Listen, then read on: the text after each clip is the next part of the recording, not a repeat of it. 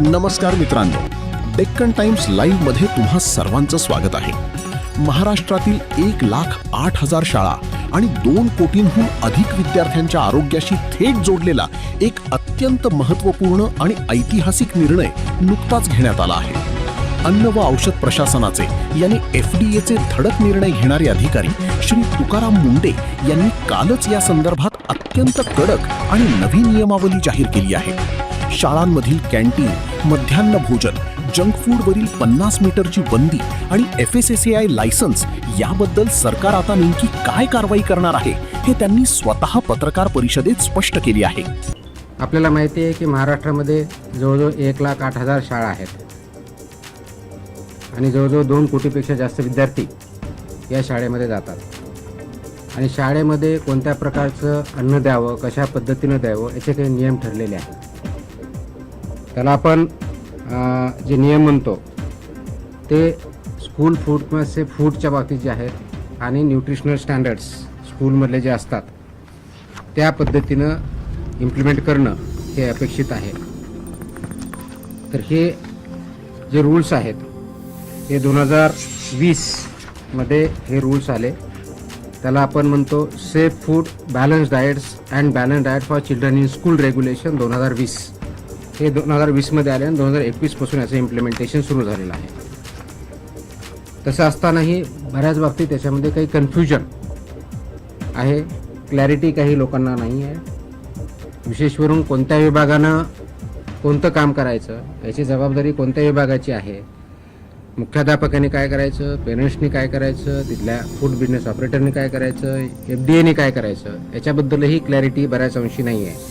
आणि म्हणून काल आपण याच्याबद्दलची safe food for every school child in Maharashtra state wise compliance order dated 27 जुलै 2026 रोजी आपण इश्यू केलेले आहेत. आणि त्याचं इम्प्लिमेंटेशन इथून पुढे खूप मोठ्या प्रमाणावर स्ट्रिक्टली होईल. त्याचा परिणाम महाराष्ट्रामधल्या जवळजवळ प्रत्येक कुटुंबावरती आणि कुटुंबामधल्या मुलावरती होणार आहे. कारण मुलांना जर आपण व्यवस्थितपणे फूड दिलं, बॅलन्स डाएट दिलं, न्यूट्रिशन दिलं आणि ते जर आपण इम्प्लिमेंट करू शकलो तर सेफ फूडमधलं सर्वात मोठं पाऊल हे ठरणार आहे, ज्याच्या अनुषंगाने त्याचे कल्चर आपण ज्याला म्हणजे संस्कृती, फूड संस्कृती ती इम्प्लिमेंट होईल, ती तयार होईल. आणि पर्यायानं आपलं healthy child, healthy human being त्याच्यातून त्याचे परिणाम दिसायला सुरुवात होईल. आणि म्हणून त्या अनुषंगाने आपण ही काल ऑर्डर काढलेले आहेत आणि ऑर्डर इम्प्लिमेंटेशन आपण पुढच्या काळामध्ये करणार आहोत. तर राज्यातील प्रत्येक शालेय विद्यार्थ्याला सुरक्षित, सकस व संतुलित आहार मिळावा यासाठी अन्न सुरक्षा या अनुषंगाने राज्यव्यापी अनुपालन आदेश आपण इश्यू केलेले आहेत. याच्यातले ठळक वैशिष्ट्य असं आहे की महाराष्ट्रातल्या सर्व शासकीय, निमशासकीय, अनुदानित, खाजगी, निवासी, नॉन रेसिडेन्शियल आणि सर्व मंडळ, मग ते SSC असेल, CBSE असेल, ICSE असेल, IGCSE असेल, IB असेल, कोणत्याही बोर्डची शाळा जरी असेल त्या सर्वांना हे लागू आहे. एडेड असेल, अनएडेड असेल, प्रायव्हेट असेल, गव्हर्नमेंट असेल, हे कोणतंही डिस्टिंक्शन याच्यामध्ये नाही. सर्व शाळांना हे लागू आहे. ह्या शाळांमधील कॅन्टीन, टकशॉप, मध्यान्ह भोजन केंद्र ज्याला मिड डे मील स्कीम आपण इम्प्लिमेंट करतो ते, वसतिगृहातील स्वयंपाकगृह आणि सर्व अन्न पुरवठादार जे आहेत वैद्य यांचा परवाना आणि नोंदणी अनिवार्य आहे. म्हणजे काय, शाळेमध्ये जे कॅन्टीन असेल किंवा जे मिड डे मील स्कूलमध्ये जे प्रोव्हाइड करतात ते असतील किंवा अंगणवाडीमध्ये जे कॉन्ट्रॅक्टर असतील यांना हे फक्त फसाई लायसन्स असणारेच असू शकतात. जर नसतील तर त्यांना लायसन्सवालेच अपॉइंट करावे लागतील. विदाऊट लायसन्स होल्डर यांना आपल्या स्कूलमध्ये किंवा कॅन्टीनमध्ये किंवा अंगणवाडीमध्ये फूड सर्व करू शकत नाहीत, हा त्याचा अर्थ आहे. त्या अनुषंगाने त्यांना सर्वांना लागू आहे. त्याचप्रमाणे शाळेच्या आवारात आणि शाळेच्या आउटस्कर्ट म्हणजे भिंतीपासून ज्याला आउटर साईड ज्याला म्हणतो त्यापासून 50 मीटरपर्यंत ज्याला HFSS अन्नपदार्थ म्हणतो त्याची विक्री, जाहिरात, विपणन व मोफत वितरणास प्रतिबंध घातलेला आहे. I repeat, and this is very important issue. शाळेच्या आवारात म्हणजे शाळेच्या प्रिमायसेसमध्ये आणि within 50 metres outskirt of the boundary. आता बाउंड्री कोणती, तर आउटर साईड जी असेल ती बाउंड्री, म्हणजे समोरच्या साईडला गेट 2 असतील, पाठीमागे ते कोणत्याही टोकापासून जी काय आउटसाईड साईड आहे तिथून पुढे 50 मीटर लांबीपर्यंत HFSS म्हणजे high fat, trans fat, sugar या प्रकारचे प्रॉडक्ट्स वितरण करण्यास, विक्री करण्यास, जाहिरात करण्यास किंवा मोफत विक्री करण्यास पूर्णपणे बंदी आहे आणि ते स्ट्रिक्टली इम्प्लिमेंट केलं जाईल. त्याच्यामुळं या बाबतीचं इम्प्लिमेंटेशन तिथली लोकल अथॉरिटी विशेष करून मुख्याध्यापकाचे, ज्याला शाळा प्रमुख असं म्हणतो, किंवा प्रिन्सिपल असेल तर प्रिन्सिपल, कारण हे आदेश 12वी इयत्ता 12वीपर्यंतच्या शाळाची डेफिनेशन 12वीपर्यंत आहे आणि हे लागू होतं 22 महिन्याच्या मुलाच्या पासून सुरू होतात. 22 महिन्याच्या मुलापर्यंत लागू नाही, तिथून पुढे म्हणजे अंगणवाडीमध्ये जे मुलं येतात तिथून पुढे चालू होतं ते 12वीपर्यंतच्या मुलं इथपर्यंत हे आदेश लागू आहेत. हे हाय HFSS ज्याला फूड आयटम्स म्हणतो, high fat, trans fat, sugary जे प्रॉडक्ट आहेत ते तिथं विकता येत नाहीत, जाहिरात करता येत नाहीत, वितरण करता येत नाही किंवा फ्रीमध्ये वाटपही करता येत नाही. आणि म्हणून त्याचं इम्प्लिमेंटेशन लोकल लेवलला प्रिन्सिपल, त्यांची स्कूल आणि ती स्कूलमधली जी कमिटी असते त्यांनी करायचं आहे. जास्त मीठ, साखर, संतृप्त चरबी व ट्रान्सफॅट असलेल्या अन्नपदार्थ शालेय परिसरात मज्जाव केलेला आहे. हे ऑर्डरमध्ये आहे. मज्जाव केला मीन्स प्रिव्हेंट केलेला आहे. Ice cream, chocolate, everything. So it comes in that. These are all products of that. I'll answer the questions. I'll answer the questions later on. Let me finish first, then we'll answer the questions. शक्यतोवर विद्यार्थ्यांना तिथं जे food द्यायचंय ते wholesome food असावं हे अपेक्षित आहे. फ्रूट्स असावेत हे अपेक्षित आहे. भाज्या, कडधान्य, संपूर्ण धान्य, दूध व स्थानिक पौष्टिक पदार्थ उपलब्ध करून देण्यावर भर असावा हे ॲडवायझरी आहे. त्याचबरोबर प्रत्येक शाळेत हे पिण्यायोग्य पाणी, स्वच्छता, अन्न साठवणूक, तापमान नियंत्रण, कीड नियंत्रण आणि कचरा व्यवस्थापनाची काटेकोर अंमलबजावणी जिथं फूड सर्व केलं जातं किंवा प्रिपेअर केलं जातं याची इम्प्लिमेंटेशन होणं अपेक्षित आहे. हे करत असताना प्रत्येक शाळेमध्ये एक फूड सेफ्टी डिस्प्ले बोर्ड असणं अपेक्षित आहे.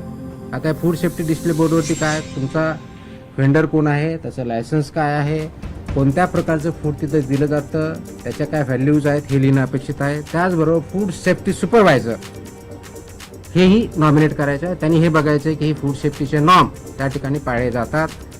हेल्थ अँड वेलनेस अँबॅसेडर सुद्धा ते अपॉइंट करणं अपेक्षित आहे over a period of time, की त्या शाळेमधून कोणी विद्यार्थी असू शकेल, शिक्षक असू असेल, जो कोणी असेल त्यांनी तो अपॉइंट करायचा आहे किंवा नोडल अधिकारी नियुक्त करणं हे पुढच्या काळामध्ये आपण बंधनकारक करत आहोत, ते आवश्यकता आहे. जेणेकरून हा आपला सेफ फूडच्या बाबतीतला, न्यूट्रिशनल फूडच्या बाबतीतला, बॅलन्स डाएटच्या बाबतीतला अवेअरनेस आणि सेन्सिटायझेशन विद्यार्थ्यामध्ये, शिक्षकामध्ये, शाळेमध्ये आणि पेरेंट्समध्ये केला जाईल हे त्याच्यातून अपेक्षित आहे. प्रत्येक शाळेची वर्षातून किमान 2 वेळा अन्न सुरक्षा तपासणी आम्ही करणार आहोत, किमान 2 वेळेस, आणि किमान एक अन्न नमुना संकलन करून त्याची तपासणी करणार आहोत. तर ह्या ऑर्डर आम्ही ऑलरेडी आमच्या विभागाला दिलेल्या आहेत आणि त्याचं इम्प्लिमेंटेशन आपण करणार आहोत. नियमभंग करणाऱ्या ज्या शाळा आहेत, कॅन्टीन आहेत, पुरवठादार आहेत किंवा विक्रेते असतील त्यांच्या विरुद्ध ज्या प्रमाणात ऑफेन्स असेल सुधारणा नोटीस देण्यात येतील, परवानाच्याबद्दलची कारवाई करण्यात येतील, सस्पेन्शनची करता येईल, फूड जे आहे त्याच्याबद्दल जप्ती कारवाई केली जाईल आणि आवश्यकता वाटले दंड किंवा प्रॉसिक्युशन सुद्धा करण्यात येईल. यामध्ये इम्प्लिमेंटेशनमध्ये सर्वात महत्त्वाचा रोल जो आहे तो शालेय शिक्षण विभागाचा, स्कूल एज्युकेशन डिपार्टमेंटचा आहे. शिक्षण मंडळ जे आहेत आपले, जे बोर्ड असतात त्यांचा आहे. लोकल बॉडीज म्हणजे जिल्हा परिषदेच्या शाळा असेल तर लोकल बॉडी किंवा कॉर्पोरेशन असेल तर म्युनिसिपल कॉर्पोरेशन किंवा काउन्सिल असेल तर काउन्सिल, यांचा पण महत्त्वाचा रोल आहे. अन्न सुरक्षा अधिकारी आपले ज्या विभागाचे आहेत, फूड सेफ्टी ऑफिसर्स त्या एरियाचे आणि जिल्ह्याचे असिस्टंट कमिशनर जे आहेत त्यांचा महत्त्वाचा रोल आहे. स्कूल मॅनेजमेंट कमिटी जी आहे त्यांचा आहे. पालक आणि विद्यार्थी हे सगळे याच्यामध्ये स्टेक होल्डर्स आहे. या सर्वांचा सक्रिय सहभाग आणि पालन करणं बंधनकारक आहे. प्रत्येक शाळेला ईट राईट स्कूल हे कॅम्पेन बंधनकारक आहे. हे ईट राईट स्कूल कॅम्पेन गेल्या अनेक वर्षापासून आपण राबवतो, पण ते इफेक्टिव्ह राबवणं गरजेचं आहे. त्याच्यामुळे ईट राईट स्कूल आपण जर करू शकलो तर ईट राईट जे आहे घरीसुद्धा जाईल आणि ते कल्चर बनेल हे त्याच्यातून अपेक्षित आहे. म्हणून त्यामध्ये शालेय कॅन्टीनला आरोग्यवाच्या आहाराचे आदर्श केंद्र कसं तयार करता येईल या दृष्टीचा आमचा प्रयत्न असणार आहे. सुरक्षित आरोग्य, निरोगी बालपण, सक्षम महाराष्ट्र या दृष्टिकोनातून आपण हे संकल्प करत आहोत आणि त्या दृष्टिकोनातून ही राज्यव्यापी मोहीम आपण मिशन मोडमध्ये आपण काम करत आहोत. हे करण्यासाठी आवश्यक त्या मग ते PM पोषण असेल, त्याचबरोबर तुमच्या मिड डे मील स्कूल असेल, पूर्ण फिट बिझनेस ऑपरेटर्स असतील, यामध्ये 22 वर्षानंतरच्या सर्व काही ठिकाणी आपण पाळणाघर म्हणतो ते पण असू शकतील, डे केअर असतील. हे आपण पाळणाघर आणि डे केअर सेंटरचे 22 वर्षाच्या 22 महिन्यांच्या मुलापर्यंत जे असतात ते याच्यातून वगळलेले आहेत. परंतु शाळामध्ये जे आपल्याला फूड द्यायचे ते नॅशनल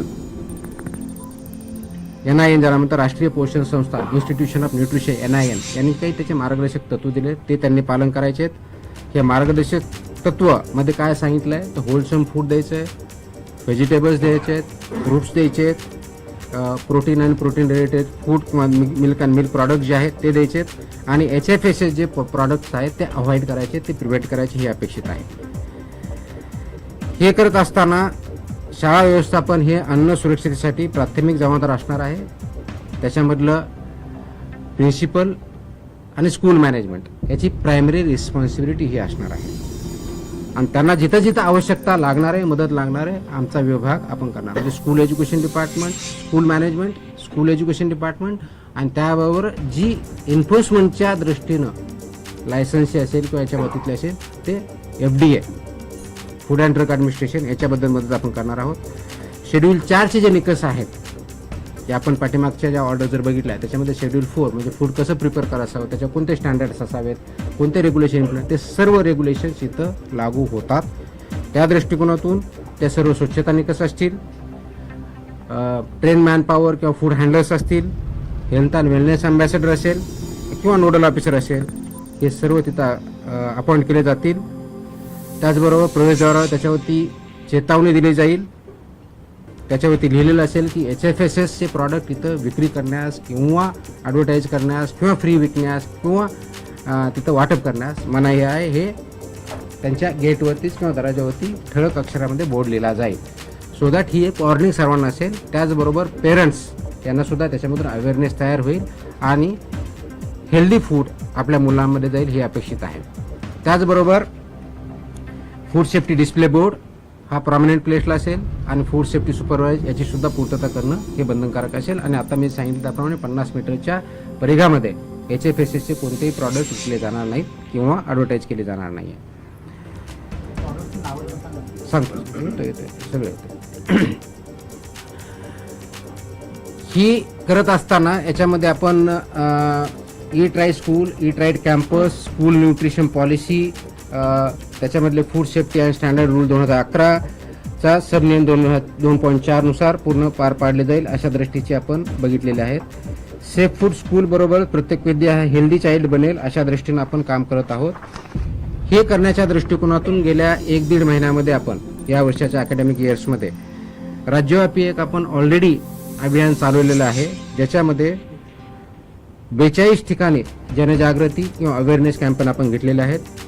कार्यशाळा आपण घेतलेल्या आहेत शिक्षकांच्या, ज्याच्यामध्ये त्यांना ट्रेनिंग दिलेलं आहे. आपल्या डिस्ट्रिक्ट लेवलला जे असिस्टंट कमिशनर आहेत फूडचे त्यांनी त्या ठिकाणी जाऊन ट्रेनिंग दिलेलं आहे. त्याच्या माध्यमातून जवळजवळ 3567 शाळांमधील 4919 शिक्षकांना अन्न सुरक्षा व संतुलित आहाराबद्दल प्रशिक्षण आणि संवेदनशील आपण केलेलं आहे. ज्या शिक्षण विभागामार्फत शिक्षकांना ट्रेनिंग दिल्या जातात, डाएट ज्याला म्हणतो डिस्ट्रिक्ट लेवलला जे डाएट त्यांचं इन्स्टिट्यूट असतं त्याच्यामध्ये ट्रेनिंग देतं, त्या ठिकाणी आपले अधिकारी जातात आणि याच्यावरती मॉड्यूल किंवा 1-1.5 तास त्यांच्याबद्दल ट्रेनिंग घेतात आणि आवश्यकतेप्रमाणे सुद्धा आपले अधिकारी जाऊन तिथं अवेअरनेस क्रिएट करत असतात. तर ह्या सर्व आपण गोष्टी करण्यापाठीमागचा उद्देशच हा आहे की गेल्या काही काळामध्ये याच्यामध्ये पाहिजे तेवढं लक्ष आपण देऊ शकलेलो नव्हतो. आता आपण त्याच्यावरती फोकस करत आहोत आणि याचा कंप्लायन्स रिपोर्ट मंथली बेसिसवरती विभागाला असणार आहे. तर ह्या विभागामध्ये ज्या स्कूल एज्युकेशन डिपार्टमेंटमध्ये महाराष्ट्रामधला एक थोडक्यात आपल्याला डेटा आणि एनरोलमेंट माहिती देतो की इयत्ता 1ली ते 12वीमध्ये जवळजवळ 2,02,85,525 विद्यार्थी इनरोल्ड आहेत. यांच्यापर्यंत आपण ह्याच्या माध्यमातून पोहोचतोय. याच्यामधला जर प्रायमरी स्टँडर्ड 4थीपर्यंत बघितलं तर 67,36,000 स्टुडंट आहेत. अप्पर प्रायमरी 72,63,000 5वी ते 8वीमधले आहेत. सेकंडरीमधले 26,44,000 असे टोटल 2,02,00,000 आहेत. मॅनेजमेंट कॅटेगरी स्कूल जर याच्यामध्ये ज्या कव्हर होतील ते जर बघितलं तर लोकल बॉडीमध्ये जवळजवळ 64,000 स्कूल आहेत. प्रायव्हेटमध्ये 40,000च्या आसपास स्कूल आहेत. ट्रायबल डेव्हलपमेंटच्या 1,444 स्कूल्स आहेत. सोशल वेलफेअरच्या 1,068 आहेत. दिव्यांगच्या वेलफेअरच्या डिपार्टमेंट DEPWD त्याला म्हणतो, department of empowerment of persons with disabilities, यांच्याकडच्या ज्या काही संस्था काही चालवतात याच्यामध्ये 180च्या आसपास आहेत. मद्रासास 50 आहे, सेंट्रल गव्हर्नमेंटच्या 25 आहे, स्टेट गव्हर्नमेंटच्या 19 आणि अननोन नॉट क्लासिफाईड 164 अशा आपल्या स्कूल एज्युकेशन डिपार्टमेंटमध्ये 1,08,157 एवढ्या स्कूल जो डेटा वेबसाईटवर स्कूल एज्युकेशन डिपार्टमेंट त्याच्यामध्ये आहेत त्या कव्हर होतील. डिव्हिजन वाईज आपल्याकडे सर्व डेटा आहे. त्याच्यानुसार आपण जे ट्रेनिंग दिलेलं आहे तर कार्यशाळा वर्कशॉप जे आपण घेतलेले 42 घेतले आहेत आतापर्यंत, त्याच्यामध्ये 3,567 शाळा कव्हर झालेल्या आहेत आणि शिक्षक त्याच्यामध्ये 4,919 शिक्षक आतापर्यंत केलेले आहे आणि हे काम कंटिन्युअसली चालू राहणार आहे. हे याच्यामधला एक सर्वात महत्त्वाचा जो इश्यू आहे तो आपल्याला ॲड्रेस जो करायचा आहे तर तो मॅन्डेटरी कंप्लायन्स असं सांगितलं मी की dietary guidelines for Indians manual जे NIN बनवलं आहे त्यानुसार हे डायटरी गाईडलाईन्स इम्प्लिमेंट स्कूलमध्ये करायचे आहेत बॅलन्स डाएटसाठी. दुसरा जो आहे तो menu shall ensure adequate macronutrients and micronutrients. हा मेन्यूमध्ये मॅक्रोन्यूट्रियंट्स कोणते म्हणजे कार्बोहायड्रेट्स आले, प्रोटीन्स आले, फॅट्स इन अप्रोप्रिएट प्रोपोर्शन आल्या आणि मायक्रोन्यूट्रियंट्समध्ये व्हायटमिन्स आले, आयर्न, कॅल्शियम आणि आयोडीन आणि फोरेट ह्या सगळ्या गोष्टी आल्या. हे इन्श्युअर करायचं आहे. फूड प्रॉक्युअर जे होतं किंवा सर्व्हिस होतं त्याच्यामध्ये इन्श्युअर करायचं आहे की त्याच्यामध्ये डायटरीनुसार आवश्यकनुसार फायबर आहे आणि कॅलरीज आणि प्रोटीन आहेत. कॅन्टीन्स आणि हॉस्टेल आणि किचन हे जे आहे ते प्रोॲक्टिव्हली त्याच्यामध्ये fruits, vegetables, whole grains, pulses, dairy प्रॉडक्ट्सचे प्रमाण वाढवायचं आहे. HFSS जे फूड आहे ते ॲब्सोल्युटली तिथे सर्व करायचं नाही, सोल्ड करायचं नाही आहे, डिस्प्ले करायचं नाही आहे किंवा फ्रीमध्ये करायचं नाही आहे. याच्यामध्ये स्कूल ऑथॉरिटीची रिस्पॉन्सिबिलिटी जी आहे ती जे FBO असेल किंवा स्वतः चालवायचं तर रजिस्टर्ड पाहिजे, फसाई लायसन्स पाहिजे, नंबर 1. नंबर 2 हे जे आपलं शेड्यूल 4 आहे रेग्युलेशनमधलं फसाईमधलं ते इम्प्लिमेंट करायचं आहे. 2011चे रेग्युलेशन्स पूर्णपणे इम्प्लिमेंट करायचे. त्याचबरोबर health and wellness ambassador designated officer under regulation 6(1) नुसार आपल्याला करायचं आहे आणि यानुसार सेक्शन 30 नुसार आपण जी ऑर्डर काढलेली त्याच्यानुसार I am directing that every school authority shall appoint and train such nodal officer आपण मॅन्डेटरी करतोय त्यानुसार आपण करत आहोत. त्याचबरोबर जी responsibility of the school education department आहे ती अशी आहे की सर्व स्कूलमधलं FBO रजिस्टर आहे हे बघायचं आहे. मिड डे मील असेल, प्रधानमंत्री पोषण आहार असेल, याच्यासाठी शाळा पोषण आहार असेल, ह्या ज्या योजना आहेत याच्यामध्ये जे व्हेंडर्स आहेत ते रजिस्टर करून घ्यायचे. जर नसतील तर जे रजिस्टर्ड आहेत त्यांनाच अपॉइंट करायचं आहे. डिस्ट्रिक्ट आणि ब्लॉक एज्युकेशन ऑफिसरला याने त्यांच्याकडून डिरेक्शन जाणं अपेक्षित आहे की याचे पूर्णपणे मॉनिटरिंग आणि कंप्लायन्स होते आणि त्याच्यामध्ये त्यांचं रिपोर्टिंग होतं आहे. Food safety and nutritional standards implement होत आहेत त्याचं कंप्लायन्स होतं आहे आणि स्कूल एज्युकेशन डिपार्टमेंटनी इन कोऑर्डिनेशन विथ FDA बरोबर याचं इम्प्लिमेंटेशन होतं आहे. तिथं काय टेक्निकल सपोर्ट लागत असेल किंवा एन्फोर्समेंट सपोर्ट लागत असेल तो FDA मार्फत दिला जाणार आहे. बोर्डनी काय करायचं आहे तर बोर्डनी त्यांच्या ज्या गाईडलाईन्स आहेत त्याच्यामध्ये हे स्कूल फूड रेग्युलेशन्स हे मॅन्डेटरी करायचे, over a period of time comply करायचे. Annual food safety compliance certificate हे फूड बोर्डने करायचं आहे. त्यांच्या ज्या ॲफिलिएटेड स्कूल आहेत त्यांना कंपल्सरी करायचं आहे, जे डॉक्युमेंटेशन ठेवायचं आहे आणि ऑन रेफरन्स फूड सेफ्टी कमिशनरला याच्यानुसार कंप्लायन्स करायचं आहे. ज्या स्कूल नॉन कंप्लायंट आहे त्यांच्यावरती ह्या बोर्डने कारवाई करायची आहे शोकॉड नोटिसेस आवश्यक तिथे द्यायच्या आहेत आणि जर ते केलं नाही तर त्यांचं अफिलिएशन काढून घेण्याची सुद्धा कारवाई बोर्ड करू शकतं. या दृष्टीने त्यांनी गाईडलाईन्स काढायच्या आहेत. फूड सेफ्टी ऑफिसरची जबाबदारी काय आहे तर मॅन्डेटरी इन्स्पेक्शन आपले जे आहे त्या शाळेचे वर्षातून कमीत कमी 2 म्हणजे प्रत्येक 6 महिन्याला 1 कमीत कमी, त्याच्यापेक्षा जास्तही करू शकतात, त्याप्रमाणे करायचे आहेत.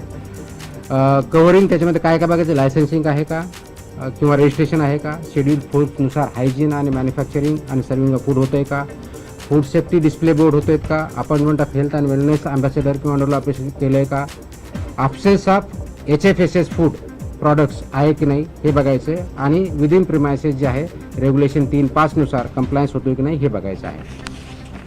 त्याचबरोबर collecting of food samples random basis होती, त्याचं चेकिंग ते स्टँडर्डप्रमाणे आहे का नॉन स्टँडर्डप्रमाणे हे चेक करायचं आहे. इनिशिएटिंग लायसन्सच्या आणि रेग्युलेशनच्या प्रोसिडिंग जे आवश्यक आहे त्याप्रमाणे कारवाई करणं अपेक्षित आहे. एन्फोर्समेंट ऑफ 50 मीटर झोन तो एन्फोर्समेंट करण्यासाठी मदत करायची आणि त्यांनी ॲक्शन घ्यायच्यात. School food safety inspection report हा असिस्टंट कमिशनरला 6 महिन्यातून कंपल्सरी द्यायचा आहे किंवा ज्या ज्यावेळेस सांगितलं जाईल त्यावेळेस कंपल्सरी द्यायचा आहे. आणि conducting sensitisation sessions at school level, block level, district level हे त्यांनी करायचं आहे. असिस्टंट कमिशनर आणि जॉईंट कमिशनर त्या डिस्ट्रिक्टच्या झोनच्या आहे त्यांनी हे इम्प्लिमेंटेशन होतं आहे, जिथं कंप्लायन्स होत नाही त्याप्रमाणे इंटरव्ह्यू करणं, कोऑर्डिनेशन स्कूल एज्युकेशन डिपार्टमेंटवर करणं, फूड बिझनेस ऑपरेटरला गाईड करणं, ह्या सर्व गोष्टी त्यांनी करायच्या. आणि सर्वात महत्त्वाचं म्हणजे ईट राईट स्कूल इनिशिएटिव्ह जो घ्यायचा आहे ह्या सर्व शाळांना कंपल्सरी करतोय आणि ईट राईट इनिशिएटिव्हच्या माध्यमातून हे स्टँडर्ड्स आपल्याला तोपर्यंत पोचवायचे आहेत. आता आपला जो बेसिक प्रश्न येणार आहे की 50 मीटरमध्ये high fat, trans fat, sugar हे प्रॉडक्ट याच्यामध्ये बॅन आहेत. आजही बऱ्याच ठिकाणी शाळेच्या किंवा ज्याला ज्युनियर कॉलेज आपण म्हणतो जी 12वी शाळा असते तिथपर्यंत कॅन्टीनमध्ये असे प्रॉडक्ट्स भेटले जातात. They will be acted against as per आपले जे रेग्युलेशन्स आहेत त्याप्रमाणे त्यांच्यावरती कारवाई होईल within the premises and outside within 50 metres periphery of the boundary. Distribution करता येणार नाही, ॲडव्हर्टाईज करता येणार नाही, सेल करता येणार नाही, फ्री वाटप करता येणार नाही. Not allowed. Not allowed. I mean, high fat, high sugar is not allowed. Please understand. पहले मुझे बोलने दो, फिर आपके सबके सवाल के जवाब मैं दे देता हूँ, ठीक है? अब ये क्यों कर रहे हैं? Please understand. हा करण्याचा उद्देश एवढाच आहे की शाळेमधल्या विद्यार्थ्यांचा ग्रोथ फिजिकल आणि मेंटल किंवा इंटेलेक्च्युअल हा जो ग्रोथ आहे त्यांच्या रिक्वायरमेंट्स आहेत. ज्या वेळेस मुलं लहान असतात किंवा ग्रोईंग फेजमध्ये सर्वात जास्त रिक्वायरमेंट ही प्रोटीनची असते, फायबरची असते, मॅक्रोन्यूट्रियंट्स आणि मायक्रोन्यूट्रियंट्सची असते. हे बॅलन्स डाएट त्याच्यामध्ये जायला पाहिजे आणि ते खाल्लं तर त्यांचा ग्रोथ बोथ इंटेलेक्च्युअल आणि फिजिकल चांगल्या पद्धतीने होतो हे त्याच्यातून अपेक्षित आहे. आणि म्हणून हे 2020मध्ये हे रेग्युलेशन आलं आहे. आय रिपीट 2020चे रेग्युलेशन्स आहेत आणि त्याचं इम्प्लिमेंटेशन 2021 पासून झालेलं आहे. त्याच्यामुळे ह्या शाळांना माहीत नाही, आम्हाला माहीत नाही, पेरेंट्सला माहीत नाही आहे असं आपण म्हणणं हे धाडसाचे ठरेल. त्याचं इम्प्लिमेंटेशन आपण आता इथून पुढे आणखी स्ट्रॉंगली करणार आहोत. आतापर्यंत अवेअरनेस पण झालेला आहे, आतापर्यंत हे करत आहोत, पण इथून पुढे आणखी जास्त सिव्हिअरली होईल आणि याचा परिणाम आपल्या विद्यार्थ्यावरती अपकमिंग जनरेशनवरती खूप पॉझिटिव्हली होणार आहे. कारण बऱ्याच अंशी आपण बघतो की तिथं सो कॉल्ड एनर्जी ड्रिंक्स, कारण एनर्जी ड्रिंक्स ही कॅटेगरीज नाही आहे, फूडमध्ये कॅटेगरीज नाही आहे. So called caffeinated, non caffeinated drinks हे अवेलेबल होतात, which is not allowed. These are either high fat आहेत, ट्रान्स फॅट आहेत, शुगरी आहेत, त्याच्यामध्ये प्रोपोर्शन दिलेलं आहे. आपण त्याच्यावर दिलेलं असतं, वॉर्निंग पण असतं. बरेच प्रॉडक्ट तिथं वॉर्निंग असतात की not advise not for use by children below the age of 18, परंतु तिथं अवेलेबल असतं. माझी 3 सूचना वजा विनंती आहे त्याच्यामध्ये. Number 1, principles of the school and school management त्यांनी याचा खूप सिरियसली कॉग्निझन्स घ्यायचा आहे. आपल्या शाळेमध्ये, शाळेच्या प्रिमायसेसमध्ये किंवा विदिन 50 मीटर पेरिफेरीमध्ये ज्या गोष्टी अनुज्ञेय नाही आहेत खाण्याच्या फूड बाबतीतच्या त्या 100% प्रिव्हेंट करणं ही आपली जबाबदारी आहे. त्या दृष्टीनं शाळेच्या मॅनेजमेंटनी आणि प्रिन्सिपलने इनिशिएटिव्ह घ्यावं, कारवाई करावी. नंबर 1. नंबर 2, पेरेंट्सना माझी सूचना आणि विनंती आहे की आपल्या पाल्यांना, आपल्या मुलांना अशा प्रकारचे पदार्थ खाण्यापासून प्रिव्हेंट करा, जेणेकरून त्यांच्या हेल्थवरती पॉझिटिव्ह इम्पॅक्ट होईल.